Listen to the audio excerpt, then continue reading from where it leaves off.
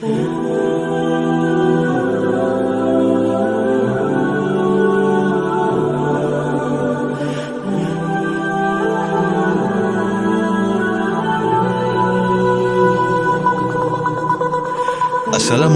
sahabat jeda penat. Pernahkah kita menghadapi situasi di luar kendali, seperti gagal dapat pekerjaan, kehilangan orang tercinta, atau sakit yang tak kunjung sembuh? Sebagai muslim, kita percaya semua itu adalah bagian dari qada dan qadar Allah.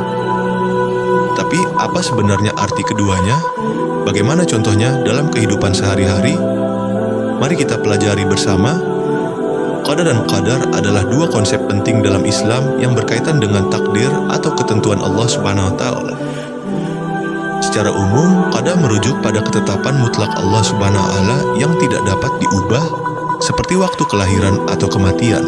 Sedangkan qadar adalah perwujudan atau realisasi dari ketetapan tersebut yang masih bisa diiwayakan untuk diubah melalui ikhtiar dan doa. Bagaimana contohnya? Perbedaan qada dan qadar yang ketiga ini dilihat berdasarkan contoh yang ada di dalam kehidupan seorang manusia. Contoh dari qada yaitu apabila seseorang menginginkan suatu rezeki yang melimpah atau banyak dan berkah, maka seseorang perlu untuk berusaha secara sungguh-sungguh dengan diiringi berdoa, lalu berikhtiar dan kemudian bertawakal kepada Allah Subhanahu wa Ta'ala. Hal itu dilakukannya supaya bisa mengubah nasib seseorang, sehingga seseorang dapat memperoleh keinginan sesuai dengan apa yang dia harapkan. Selain itu, contoh lainnya yaitu orang yang tidak pandai akan menjadi orang pandai, manakala dia mau untuk belajar secara sungguh-sungguh dan diiringi dengan berdoa. Sementara itu, contoh dari qadar adalah ajal seorang manusia. Seseorang itu tidak akan pernah tahu kapan dirinya akan meninggal dunia, sebab itu merupakan suatu ketetapan Allah Subhanahu wa Ta'ala yang sudah tidak bisa lagi diubahnya, bagaimanapun caranya. Hal itu dikarenakan semuanya telah ditulis di Lauhul Mahfudz, yang mana tak ada seorang pun yang tahu selain Allah Subhanahu wa Ta'ala. Contoh lainnya yakni hari kiamat, jenis kelamin, dan masih banyak lagi lain sebagainya. Qada dan qadar bukan berarti pasrah tanpa usaha. Nabi Muhammad berperang, ikhtiar, tapi tetap percaya pada pertolongan Allah, tawakal. Contohnya, petani harus menanam benih dulu, baru berdoa agar hujan turun. Kita harus berusaha mencari rezeki halal, baru bertawakal pada hasilnya.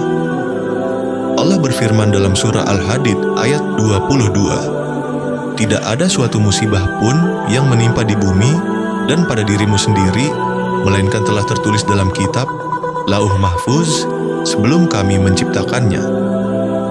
Ini menunjukkan bahwa segala sesuatu sudah tercatat, namun kita tetap diperintahkan untuk berikhtiar dan bertawakal. Beriman kepada qada dan qadar akan mendatangkan manfaat, yaitu hikmah.